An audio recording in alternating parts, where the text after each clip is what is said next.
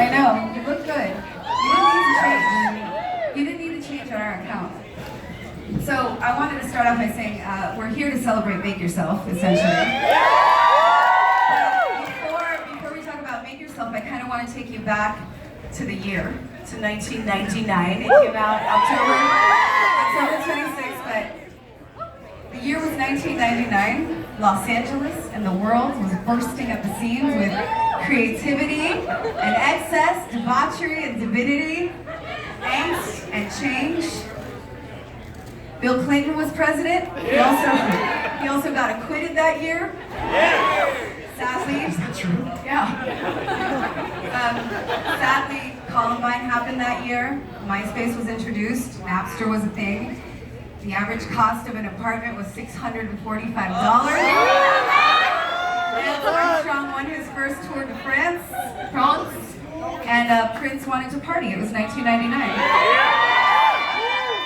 The way that we consumed music back then was very different. It was much more simple, it was much more focused, but it was changing. And perhaps the most generous contribution to the time was an album called Make Yourself. A band called Incubus. 20 years later, here we are. Isn't that nuts? That's pretty wild. Some of that stuff sounds awesome. That must have been a good year. It was a great year. Yeah. That's right, we were all afraid that the world was going to end. Yeah, we were. So what were we doing to prepare? I don't think I did much. Drinking. Drinking. We're still drinking. So I'm gonna start with Brandon. I think we've known each other long enough that I can tell you this. Because I always look at you and you'll always be the poster on my wall. So I have a hard time looking at Brandon because you're like a poem on two legs. I'm stating the obvious. He's easy on the eyes. Okay? Where and when did you Make Yourself born? And what were the first lyrics that you put to paper? Ooh. So we had been touring a record called Science. It felt like forever. It was like 2 years, right, Mike? A little over 2 years? Yes. So it came out in 1997, and then we just stayed on the road sort of perpetually.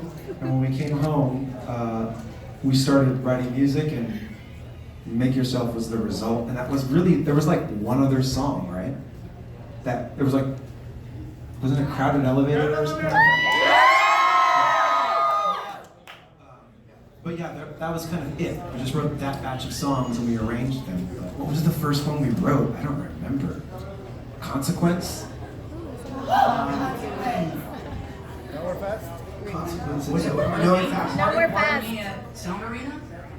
It may have been Pardon Me, because we toured a lot in Europe, and we were like opening these gigantic festivals and watching a bunch of like really cool live drum and bass music. So as a rock band, we were all kind of like watching and getting kind of tripped out, inspired by drum and bass. And I think all of us were kind of collectively musing on like, how do we do this as like a band? How do we incorporate this thing, that drum and bass vibe, into what we do? And so it was that, and then Busta Rhymes. Give me some that song. Give me some. Is it called Give Me Some More? Yeah. That's the song. So we were like, we gotta do a Busta Rhymes thing with drum and bass, and that's what Pardon Me became. Well, I'm glad that you said that because Mikey, the next question is for you. So the album starts with Privilege, which to me is like the greatest opener of all time. You should do all these things with us. I'm the worst guitarist, but some say, so right off the bat it sounds like Incubus. But if you listen a little closer and a little longer, there is an evolution happening, and some say that's when you guys started to evolve your sound. Would you agree with that? That was, sorry, my voice is gone. Okay. That was the first time. We'll find out, Mike. That was the first time we wrote music after having traveled around the world. So yeah, so you incorporated, so you picked up some ingredients and sprinkled them in. We became worldly. We started wearing ascots. Fancy. Loafers, neck shoes. I'll say I consider you the heartbeat because drums to me. I can say it. Drums to me. I get this shit. I are the heartbeat of a record, and you had your rhythm for Fungus Among Us. And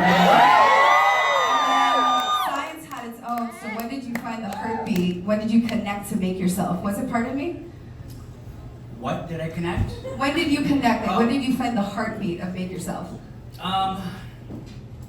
You know, I think it was when we were writing the record, we were just, like Mike said, 2.5 years of touring and playing music and getting better at what we do and playing our instruments. And I think we were so we were just so jazzed to go back in, write some new music. And I want to say from the beginning, we were just sort of exploding with stuff. And then what Brandon was mentioning earlier, playing like these drum and bass type rhythms and something completely new. It was just the whole time, that whole writing and recording experience was amazing. And Nowhere Fast, Pardon Me, those are some of It's just all of it. my favorite rhythms on the. Magical. Kill, where are you? Hi. You were pretty much a baby in the band because these guys had known each other for such a long time. I'll take that too. These guys, you came into the band and these guys had known each other for so long and they've been through growing pains. How long did it take you to feel at home with them? Were they nice to you? Did they haze you? Yeah. I did most of the touring on Science, so we'd already been around the world together. But I think when I auditioned for these guys, we ended up just talking. I think the most important thing was that I could fit in the little van with these guys and I would get a fist fight. That was the audition. It's like, can we have a conversation? Oh, this guy's cool. Will you be in our band? That's how it went. We talk about aliens and conspiracy theories and taking mushrooms and acid. Cool stuff. Mushrooms and Incubus. Mushrooms and Incubus, actually, I mean, I'm not advocating drug use or anything, but back in the day, it was a good idea. It might be again at some point. It might be again at some point. I'm not saying it's not, so I agree with you. Also, Chris's hair was like this long when I met him. You know who else had a baby version of that? Mikey. Like your sweet ass dreads in the Pardon Me video, I think you should revisit. Ben, I don't want to leave you out of this. You were not yet part of Incubus, but did you feel the gravitational pull? Like, what were you doing before you met these brothers? I wasn't born yet, so I heard this song coming through my mom's butt cheeks. I gotta get that. What did you just say? Very hurtful. Butt cheeks. Those are hurtful All I words. heard was butt cheeks. All I heard I got from that was I butt just started cheeks. sweating again. All right, so Brandon, I'm going to bring it back to you. Science had sold 100,000 copies with really no assist from TV or radio at the time. And you guys were in a really good place. So at the time that Make Yourself was happening, what was the intention or your vision? Did you want world domination? Did you just want to tour the world? Did you want to change the world? Did you just want to pay your bills? It all sounds good. I don't know if it was any of those things, to tell you the truth. That's why I'm asking. I feel like we were really inspired. I feel like we have been touring, like they were saying, we were touring for like over 2 years, all over the world, opening up for everybody, you know, just anywhere we could get.